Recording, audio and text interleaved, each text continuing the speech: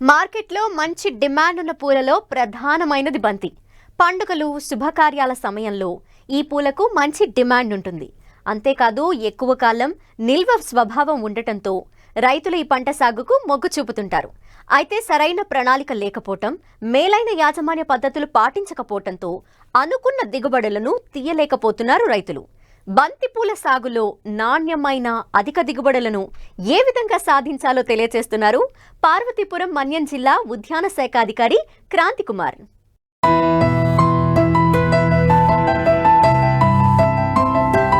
పూలలో బంతి ముఖ్యమైనది.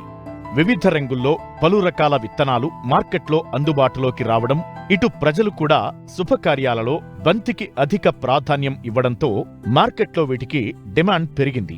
ఏడాది పొడవునా సాగు చేసే అవకాశం ఉండటంతో సాగు విస్తీర్ణం కూడా ప్రతి ఏటా పెరుగుతూనే ఉంది. అయితే సాగులో రైతులు సరైన దిగుబడులను తీయలేకపోతున్నారు. బంతి పంటకాలం 120 రోజులు.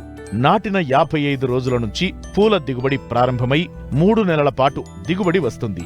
ప్రస్తుతం చాలా మంది రైతులు ఎకరాకు 30 నుంచి 40 క్వింటాళ్ల పూల దిగుబడిని మాత్రమే తీస్తున్నారు. కానీ మేలైన యాజమాన్య పద్ధతులు పాటిస్తే ఎకరాకు 50 నుండి 100 క్వింటాల వరకు దిగుబడి సాధించవచ్చు. బంతిలో అధిక దిగుబడి కోసం చేపట్టాల్సిన మేలైన యాజమాన్య పద్ధతుల గురించి తెలియజేస్తున్నారు పార్వతీపురం మన్యం జిల్లా ఉద్యాన శాఖ అధికారి క్రాంతి కుమార్. బంతికి సంబంధించిన వాతావరణ పరిస్థితులు కనుక చూసుకున్నట్లయితే బాగా అధికంగా వర్షపాతాలు ఉన్నా లేదా అధిక ఉష్ణోగ్రతలు ఉన్నా అట్లాంటి పరిస్థితులు దీనికి మనకు సెట్ అవ్వవు అనమాట. దీనికి ఏంటంటే ఒక 20 నుంచి 25 డిగ్రీల సెంటీగ్రేడ్ ఉష్ణోగ్రత మధ్యలో ఉంటే చాలా అనుకూలంగా ఉంటుంది పంట మన పెరుగుదలకి. అదేవిధంగా నేల స్వభావం ఎట్లా ఉండాలంటే, మనకు ఒకవేళ వర్షం పడింది అనుకుంటే ఆ వర్షపు నీరు అనేది ఇంకిపోయేటట్టు ఉండాలి. అదేవిధంగా ఉదజన సూచిక అనేది 6 నుంచి 7, అంటే అటు ఆమ్లంగా కానీ క్షారంగా కానీ, అంటే చౌడు భూములుగా కాకుండా మధ్యస్థంగా ఉండే భూములు అనేవి మనకి అనుకూలంగా ఉంటాయి. అదేవిధంగా నెక్స్ట్ మనకి ఈ బంతిలో ప్రధానంగా 2 రకాలు ఉంటాయండి. ఒకటి ఏంటంటే ఆఫ్రికన్ మ్యారీగోల్డ్ అంటారు, అదేవిధంగా ఫ్రెంచ్ మ్యారీగోల్డ్. ఆఫ్రికన్ రకం ఏంటంటే పొడవుగా పెరుగుతున్న మొక్క, పూల సైజు అనేది పరిమాణంలో పెద్దగా ఉంటాయి.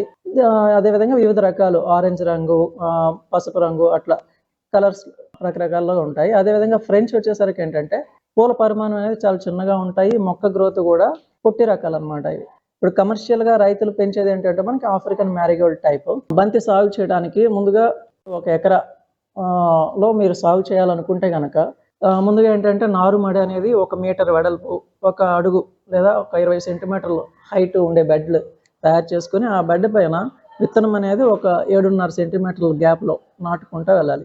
ఇప్పుడు ఈ విత్తనం ఏంటంటే మనకి ఎకరాకి కావాలనుకుంటే మనకు కావాల్సిన విత్తనం మోతాదు అనేది ఒక 1/2 కేజీ నుంచి 600 గ్రాముల వరకు అవసరం అవుతుంది విత్తనాలు అనేవి. ఇప్పుడు ఈ విత్తనాలు మనం నాటిన ఒక వారం రోజుల్లో మొలకెత్తడం అనేది ప్రారంభిస్తాయి. కాకపోతే మనం ట్రెడిషనల్గా రైతులు చేసేది ఏంటంటే, ఇప్పుడు రైజ్డ్ బెడ్స్ పైన విత్తనం వేసేటప్పుడు జనరల్గా ఈ నారుమడిలోనే వేరుకులు తెగులు అనేది వస్తూ ఉంటుంది. ఈ ప్రోట్రేస్లో నారు పెంచుకోవడం వల్ల ఏంటంటే మనకి సర్వైవల్ పర్సెంటేజ్ అనేది ఎక్కువగా ఉంటుంది. ఇప్పుడు నారుమడి అనేది మీరు వేసిన ఒక 1 నెల రోజులు అది మెయిన్ ఫీల్డ్లో మనం ట్రాన్స్ప్లాంట్ చేసుకోవడానికి రెడీ అయిపోతుంది అనమాట.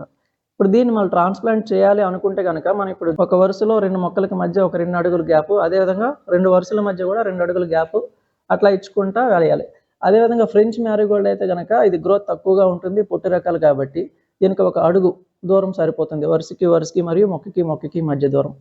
అదేవిధంగా ఇప్పుడు ఇవి వేసిన తర్వాత మనకి మొక్కలు వేసిన ఒక 3 వారాలు తర్వాత ఏంటంటే ఈ కలుపు అని ఇట్లాంటివన్నీ చేసుకొని ఎర్తింగ్ అప్ అనే ఆపరేషన్ చేయాలి. అంటే ఏంటంటే ఏం లేదు, మొక్క పెరిగేటప్పుడు ఏముందంటే ఈ హైట్ పెరిగేటప్పుడు కొంచెం పక్కకి వరకకుండా మట్టిని ఎగదోసుకోవాలి మొదల దగ్గరికి.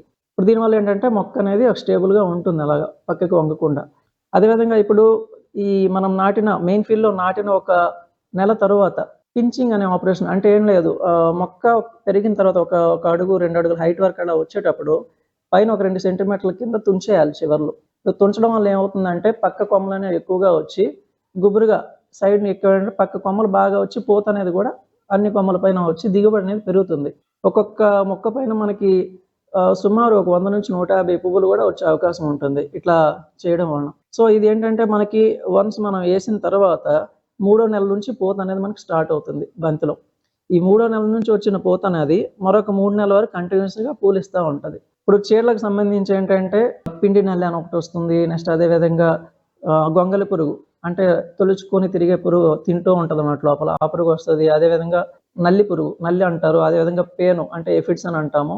అదేవిధంగా తామర పురుగులు, త్రిప్స్ అని చెప్పేసి అంటాం. ఇవన్నీ ఏంటంటే గుచ్చి పీల్చుతూ ఉంటాయి అన్నమాట రసాలు ప్లాంట్స్ని. దానివల్ల ఏమవుద్దంటే ఆ మొగ్గ పైన కానీ లేదంటే ఆ శాఖీ పెరుగుదల ఆకుల పైన కానీ వీటన్నిటిపైన గుచ్చి పీల్చడం వల్ల ఏమవుతుందంటే ఆ వచ్చే మొగ్గ అనేది ఒక షేప్ అనేది ఉండదు, వడిలిపోయేటట్టు ఉండి దాని క్వాలిటీ అనేది దెబ్బతింటూ ఉంటుంది. అదేవిధంగా మనకు కావాల్సిన పరిమాణంలో ఆ పూల పరిమాణము రాదు, అదేవిధంగా నెంబర్ మనకి రావాల్సిన అనుకున్న దిగుబడి కూడా రాదనమాట. దానికి పాస్ఫామిడాన్ అని చెప్పేసి ఒక మందు దొరుకుతుంది రసాయనం. అది 1 లీటర్ నీటికి 1 ml చొప్పున కలుపుకొని స్ప్రే చేయాలి. అది ఎట్లా ఒక వారం అంతరంలో ఒక 4-5 సార్లు అట్లా రిపీట్ చేస్తూ ఉండాలి.